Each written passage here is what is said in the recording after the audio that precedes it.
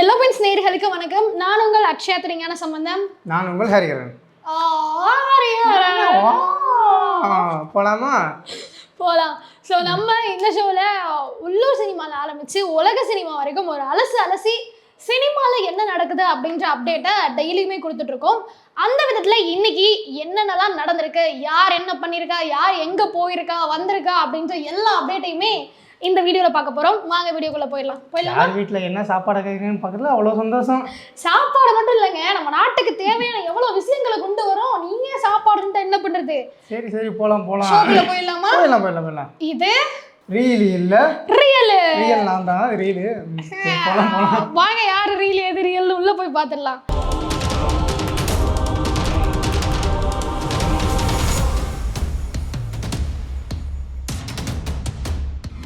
So first நியூஸாக என்ன வச்சிருக்கீங்க? ஃபர்ஸ்ட் நியூஸாக ஒரு சூப்பரான நியூஸ் வச்சிருக்கேன். நீ ஃபர்ஸ்ட் சொல்லு. சூப்பரா சுமாரா நான் சொல்றேன். இந்த மகாராஜா படத்தை பற்றி நேற்று சொல்ல பேசணும் பார்த்தியா? ஆமா. 9 கோடி கலெக்ஷன் எடுத்துச்சு. சைனாவில் பெருசாக பேசப்பட்ட படம் உண்டு. ஆமா. அந்த படம் வந்து IMDb ரேட்டிங்கில் வந்து டாப் 10க்குள்ளே வந்திருக்கு.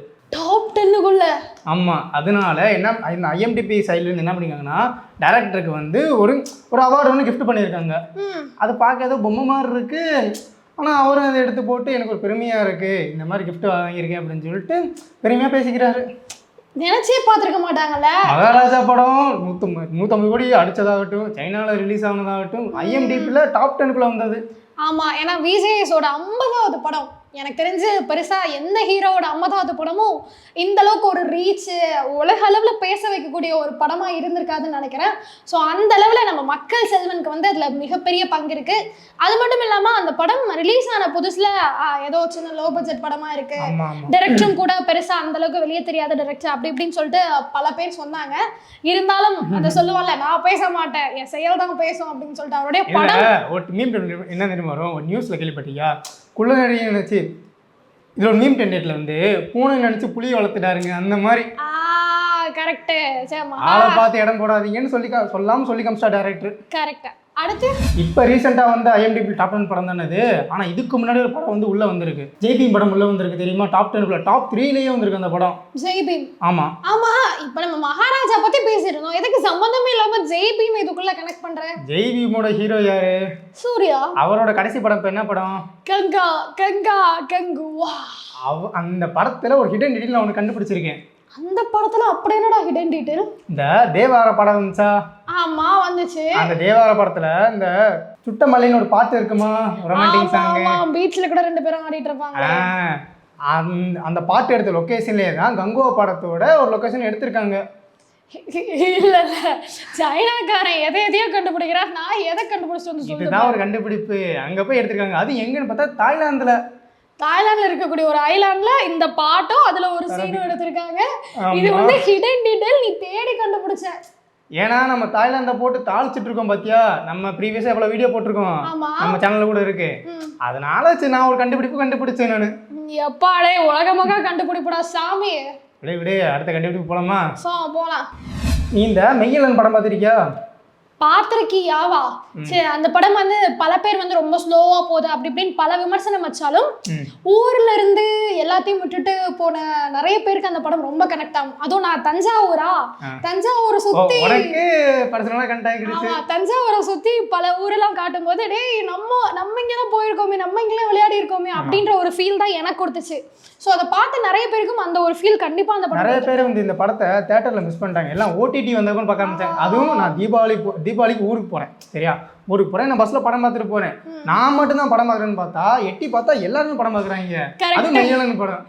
கரெக்ட். நானும் ட்ரெயின்ல போயிட்டு இருந்தேன் தீபாவளிக்கு. ஸோ நம்ம மட்டும் தான் மெய்யழகன் பார்க்குறோன்னு பார்த்தா எல்லாம் மெய்யழகன் தான் பார்த்துட்டு. சரி, வளவளம் இழுக்க வேணாம், விஷயத்தை சொல்லிடுவா. சொல்லுங்க. அனுப்பம் காஹிர்னு ஒருத்தர் தெரியுமா? அனுப்பம் காஹிர் தெரியுமா தெரியாதா சொல்லவா? இவர் தான் அந்த இமைக்கா நொடிகள்லாம் வில்லன் நடிச்சிருப்பாரு. அவர்லாம் கிடையாது. MS தோனி படம் பார்த்திருக்கியா? பார்த்திருக்கேன். அதுல MS தோனிக்கு அவர் அப்பா ஒருத்தர் நடிச்சு பார்த்திருக்க கேரக்டரா? ஆமா ஆமா. பாலிவுட்ல ஒரு பெரிய ஆக்டர் அவரு, சரியா? அவர் வந்து இந்த மெய்யலன் படத்தை இப்பதான் OTTல பார்த்திருக்காரு.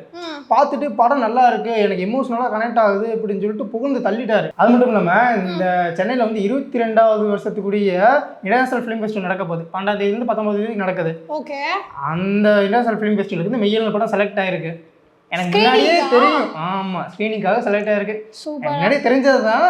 இருந்தாலும் ஒரு அப்டேட் இதுதான். ஏன்னா இன்னைக்கு வந்திருக்கு இந்த அப்டேட், கன்ஃபார்ம் செலக்ட் ஆயிருக்கு. ஆக்சுவலி நல்ல விஷயம். ஏன்னா நம்ம கூட கனெக்ட் பண்ணிக்கக்கூடிய சில படங்கள் இந்த மாதிரி உலக அளவில் எல்லாரும் பாராட்டும் போது, நிறைய பேர் இதை பற்றி பேசும்போது நமக்கு கொஞ்சம் கேட்க சந்தோஷமா இருக்கு. அடுத்து ஒரு ஸ்பெஷல் நியூஸ் ஒன்று வச்சிருக்கேன். அது என்னப்பா ஸ்பெஷல் நியூஸ்?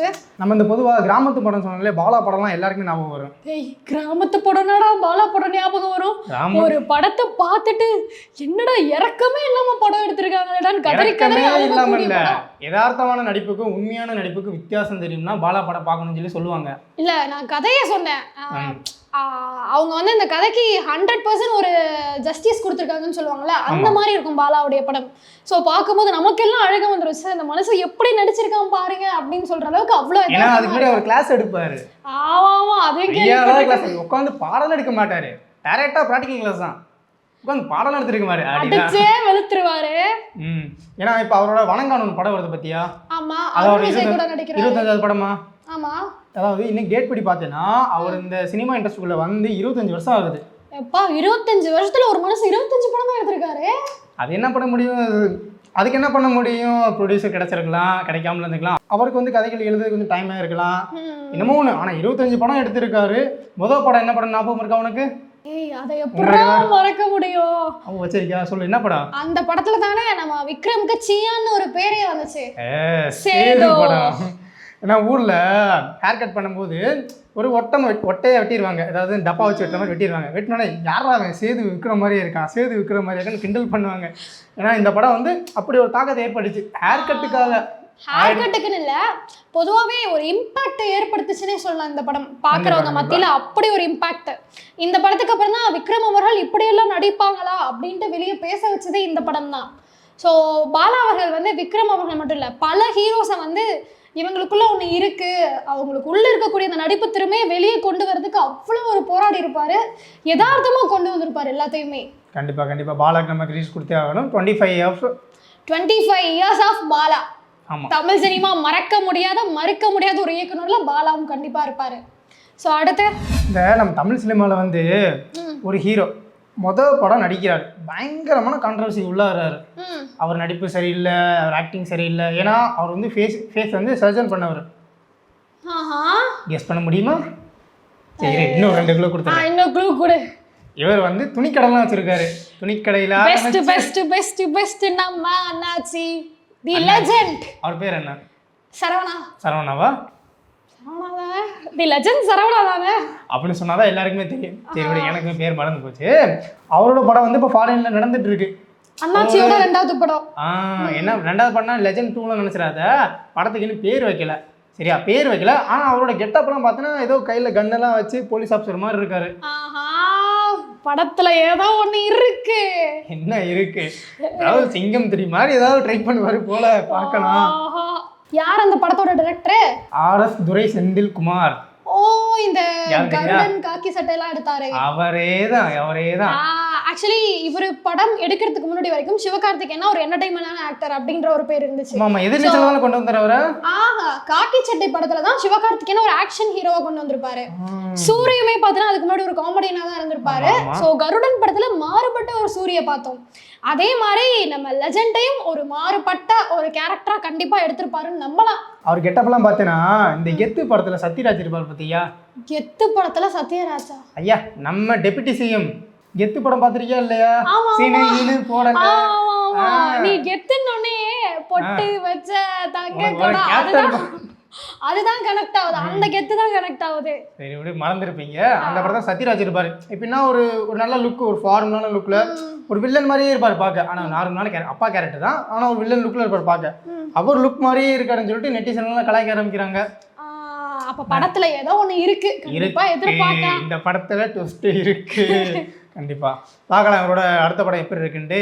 ஆனால் அவர் பார்த்தியா, அவ்வளோ பேர் கலாய்ச்சி தன்னாலும் அவர் படம் எடுக்கிறாரு, ஓடுதோ ஓடலையோ, ஃபேன்ஸுக்காக படம் எடுக்கிறாரா இல்லையோ, ஒரு ஃபேமுக்காக படம் இருக்காரு. அவர் விளம்பரத்தை படுத்திக்கிறாரு, அவ்வளோதான். லைக் அவர்கிட்ட ஒரு பாசிட்டிவிட்டி இருக்குது. எனக்கு இந்த விஷயம் ரொம்ப பிடிக்கும். ஏன்னா இவர் ஃபஸ்ட்டு இந்த தமன்னா ஹன்ஷிகா கூடலாம் டான்ஸ் ஆடி ஒரு ஆடு போடவும் எல்லாம் அவ்வளோ கலாச்சாங்க. பணம் இருந்தால் மட்டும் போதும், மூஞ்செல்லாம் எப்படி இருக்கணும்ல அவசியம் இல்லை, அப்படி இப்படின்னு சொல்லிட்டு. அது எல்லாத்தையுமே அவ்வளோ கிரிட்டிசிசத்தையும் ஃபேஸ் பண்ணி ஒரு மனுஷன் ஒரு படம் எடுத்து லைக் இப்போ 2வது படமும் எடுக்கிறாருன்னா அவருக்குள்ள இருக்கக்கூடிய அந்த பாசிட்டிவிட்டி எந்த அளவுக்கு அதான் எப்படின்னா அவரோட மைனஸ் வந்து ப்ளஸ் ஆக்கிட்டாரு அவர். அதேதான். ஏன்னா அவர் எத்தனை பேர் மூஞ்சி சரியில்லைன்னு கிண்டல் பண்ணியிருப்பாங்க. ஆனா அதே வச்சு ஒரு ப்ளஸ் பண்ணி தாடிலாம் வச்சு மிசெல்லாம் வச்சு அழகா எவ்வளவு இருக்காரு பாத்தியா? 53 வயசு வரையா இருக்கு அவருக்கு. நீ சொல்லிதான் அவருக்கு 53 வயசுல எனக்கு தெரியும். படு ஹேண்ட்ஸமா இருக்காரு. சரி, நம்ம இதெல்லாம் பேசிட்டோம். இப்போ ஒரு பரபரப்பா ஒரு படம் ஒன்று போயிட்டு இருக்கு தெரியுமா? எது? புஷ்பானா ஃப்ளவர் இருந்துச்சு, ஃபயர்டா அந்த படம் தானே. அந்த படம் ஃபயர் மாதிரி வந்து கலெக்ஷன்ஸ் குமிச்சிருச்சு. நான் அந்த படத்தோட ஒரு வீடியோ செலிப்ரேஷன் வீடியோ பார்த்தேன். நம்ம சென்னையில மட்டும் இல்ல, தெலுங்கு கன்னடம் தமிழ் மட்டும் இல்லாம நார்த் இந்தியால நிறைய பேர் அதை செலிப்ரேட் பண்றாங்க. அசாம், நேபாள் இந்த மாதிரி இடத்துலலாம் கூட அவ்வளோ செலிப்ரேட் பண்றாங்க புஷ்பா 2. ஏன்னா அது ஒரு பேன் இந்தியா படமாச்சு. படம் வந்து எப்படின்னா ஒரு வைபா இருந்துச்சு படமே. சாங் ஆகட்டும், ஃபைட் ஆகட்டும், அவரோட ஆக்டிங் ஆகட்டும், ஓகேவா, சாங் ஆகட்டும், ஃபைட் ஆகட்டும், அவரோட ஆக்டிங் ஆகட்டும், அதனாலே படம் ஓடிடுச்சு. சரி, அதெல்லாம் ஒரு படத்தோட கலெக்ஷன் எவ்வளோ தெரியுமா? என்னப்பா 500 கோடியா 600 கோடியா? 500 கோடி 600 கோடியா? ஜஸ்ட் 4 டேஸ்ல 829 கோடி வேர்ல்டு வைடு அஃபீஷியலா அவங்க ரிலீஸ் பண்ணியிருக்காங்க. 829 கோடி நாளே நாள்ல. அதுவும் இந்தியாவிலே வந்து ஒரு படம் வந்து குறைஞ்ச நாட்கள்ல 500 கோடி கடந்ததுல இதுதான் ஃபர்ஸ்ட் இருக்கு. பாகுபலி எல்லாம் தூக்கி சாப்பிட்டுருச்சு. பாகுபலி யாராரு அவ்வளோதான் முடிச்சு விட்டீங்க போங்க. இந்த மாதிரி தான். ஏன்னா இது ஒரு வசூல் வேட்டை மாதிரி போயிட்டு இருக்கு படம். போகிற போக்க பார்த்தா 1000 கோடி கன்ஃபார்ம் கடந்தேன். நான் 500 கோடி தான் கிடக்குன்னு நான் எதிர்பார்த்தேன். 500லாம் தம்பி போங்கப்பா, வெளியே உட்காருப்பா, 1000 கோடி போயிடுச்சுப்பா, 2000 கோடி கடந்துடும் போல. பார்க்கலாம் எவ்வளோ. 1000 கன்ஃபார்ம் கடந்துடும். 1500 2000 போக தான் தெரியும். சரி, ஓகே. இப்போ தனுஷோட ஒரு பாட்டு ஒன்று ட்ரெண்ட் ஆச்சு, ஞாபகம் இருக்கா?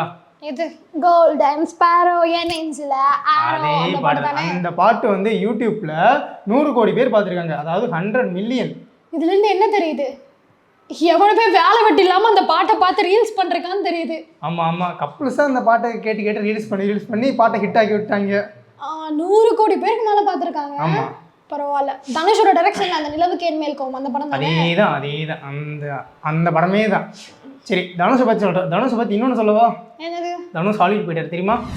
தம்பி போங்க தம்பி. அவர் கிரே மேன் ஒரு படத்துல ஆல்ரெடி நடிச்சு முடிச்சுட்டு தான் வந்திருக்காரு. அதுக்குள்ள தனுஷ் ஹாலிவுட் போயிட்டாரு தெரியுமா? நான் வந்துட்டான். போயிட்டாரு அவரு 2 நாளைக்கு முன்னாடி அவர் ஹாலிவுட் போயிட்டாரு, லண்டன் போயிட்டாரு. எல்லாமே எப்படி வெல்கம் ஆரம்பிச்சிட்டாங்க. Welcome to London, happy Christmas அப்படின்னு சொல்லி தனுஷ் வெல்கம் பண்ணிட்டு இருக்காங்க. அடுத்த படம் நடிக்கிறதுக்காக ஹாலிவுட், அடுத்த படம் நடிக்கிறதுக்காக போயிட்டாங்க. அப்படி சொல்லுங்க. நம்ம இப்பதான் ஃபர்ஸ்ட் ஹாலிவுட் போற மாதிரி ஹாலிவுட் போயிட்டாரு. வந்துட்டாங்க. என்ன படம் தெரியுமா? என்ன படம்? அந்த படம் வந்து ஒரு கேமா இருந்துச்சு, ஸ்ட்ரீட் ஃபைட்னு சொல்லிட்டு ஒரு கேமா இருந்துச்சு. சரியா? பிளே ஸ்டேஷன் 2 விளையாண்டவங்களுக்கு அந்த கேம் தெரியும். சரியா? 1-to-1 ஃபைட் மாதிரி செம்மையா போகும். அந்த கேமை ரீக்ரியேட் பண்ற மாதிரி படமா எடுக்கிறாங்க. ஓஹோ, அதுல தனுஷ் நடிக்கிறாரு. ஸ்ட்ரீட் ஃபைட்டா நடிக்கிறாரு. எந்த மாதிரி சண்டை போடுற பாத்திருக்கியா? இந்த விஐபி படத்துல மாதிரி எப்படி சண்டை போடுற, சட்டையை கிழிச்சிட்டு. எனக்கு அதெல்லாம் பிடிக்காது. அசுரன்ல அருவாள் எடுத்துட்டு வரல, வா அசுரா வா அசுரா. அங்க ஸ்ட்ரீட் ஃபைட்ல கத்தியெல்லாம் வெட்ட மாட்டாங்க, கையில தான். இல்ல, எனக்கு அதுதான் பிடிக்குங்க. ஃபைட்னா தனுஷோட ஃபைட்னா அதான் எனக்கு பிடிக்கும். பிடிக்கும் உனக்கு. சரி, ஓகே. அடுத்த ஒரு அப்டேட் சொல்ல வரேன்னு.